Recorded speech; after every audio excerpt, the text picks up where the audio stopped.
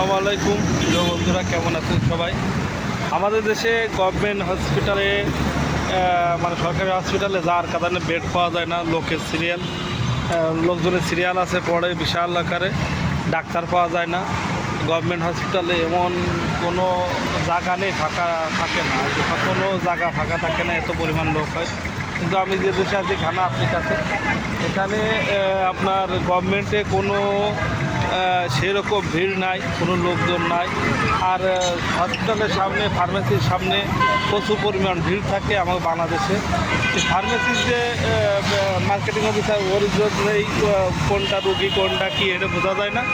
আপনাদের আমি ফার্মেসির সামনে দেখাই, হসপিটালের সামনে, এই যে ফার্মেসির সামনে আপনারা দেখাই বিষয়টা। এটা হলো ফার্মেসির সামনে। এই ফার্মেসির সামনে কোনো লোক নাই, খালি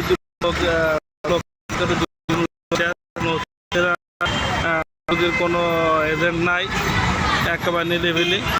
এই যে গভর্নমেন্ট হসপিটাল, এরকম কোনো ভিড় দেখি না, কোনো রোগ নাই, এরকম মনে হচ্ছে 24 ঘন্টা থাকে। এই একটা সাইনবোর্ড, এটা হলো গভর্নমেন্ট হসপিটালের সাইনবোর্ড, গভর্নমেন্ট হসপিটাল।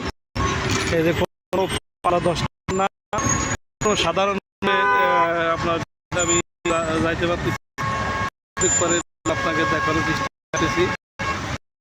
এই বিল্ডিংটা হলো হসপিটাল, কিন্তু সেরকম মানুষজন যাতায়াত করে, কোনো যাতায়াত করে নেই। এত পরিমাণ লোকজন খাবার খায়, অসুখ বিসুখের অভাব।